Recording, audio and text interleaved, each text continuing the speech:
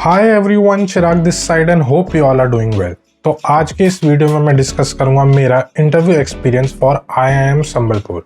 तो मैंने online slot book किया था और मेरा जो इंटरव्यू था दैट वाज ऑन 27 मार्च, और जो मेरा स्लॉट था वो आफ्टरनून का मेरे को मिला था एंड उसका रिपोर्टिंग टाइमिंग था 1:45।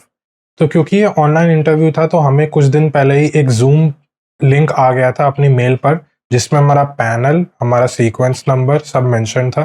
तो मेरा था panel number 1 and sequence number था मेरा 15, और I guess I was the last one.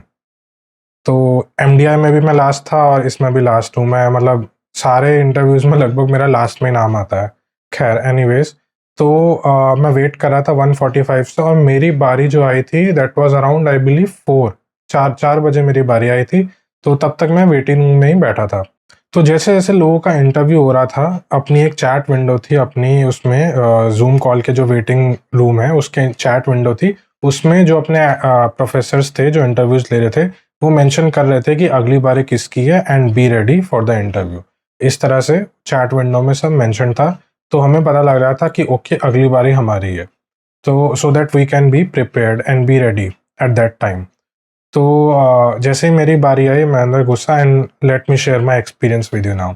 तो सबसे पहले एक प्रोफेसर आए मेरे सामने, है ना, लाइक मैंने अपनी वीडियो और ऑडियो खोली and then we confirm that कि हम एक दूसरे को सुन पा रहे हैं कि नहीं और देख पा रहे हैं कि नहीं, अच्छे से सारा कनेक्शन। फिर ग्रीटिंग्स एक्सचेंज हुई, मैंने गुड आफ्टरनून बोला, उन्होंने भी गुड आफ्टरनून बोला, how is your day going. तो फिर अपना स्टार्ट होता है। सबसे पहले वो मुझसे पूछते हैं लाइक कि आपके पास वर्क एक्सपीरियंस है अराउंड 13 मंथ्स 15 मंथ्स का।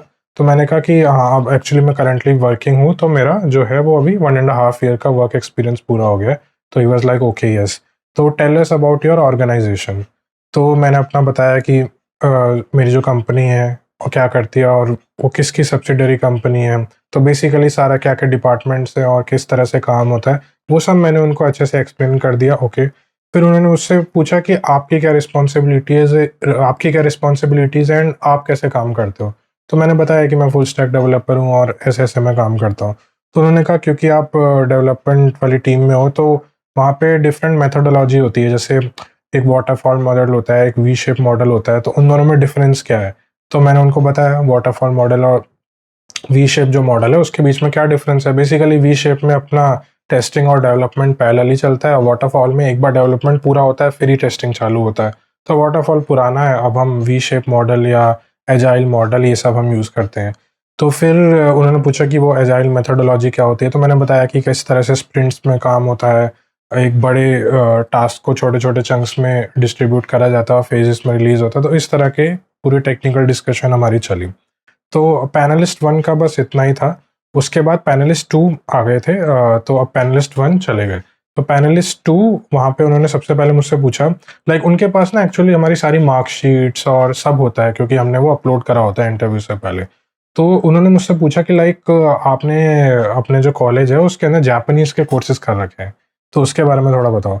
तो एक्चुअली जो जापानीज़ के कोर्सेज़ थे वो फॉरेन बिज़नेस लैंग्वेज है अपना, उसके अंदर आता है एंड वो कंपल्सरी था। तो मैंने उनको वो एक्सप्लेन करा कि ये कंपल्सरी होता है करना कोई भी एक फॉरेन बिज़नेस लैंग्वेज। फिर उन्होंने कहा कि आपने जापानीज़ ही क्यों चुना?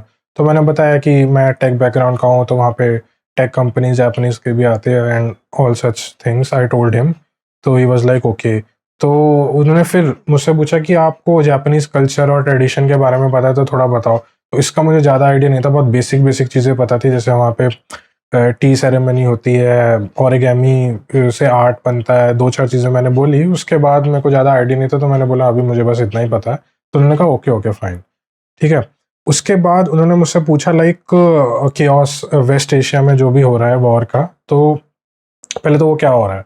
तो मैंने बताया कि कैसे यूएस और इज़राइल मिलके ईरान पे अटैक कर रहे हैं और फिर ईरान गल्फ कंट्रीज़ पे अटैक कर रहा है एंड ऑल दो स्टफ।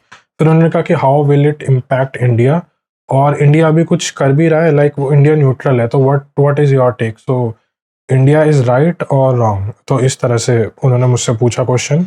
तो मैंने हाँ, अपना जो भी पॉइंट ऑफ व्यू था मैंने एक्सप्लेन कर दिया कि हाँ, ऐसे-ऐसे हो रहा है, इंडिया को भी आगे दिक्कत आ सकती है क्योंकि वो स्ट्रेट ऑफ हॉर्मुज़ में इश्यू चल रहा है एंड ऑल। तो मैंने सब उनको एक्सप्लेन कर दिया मेरा। फिर उन्होंने मुझसे पूछा like are you inclined towards a job or starting your new venture after your MBA?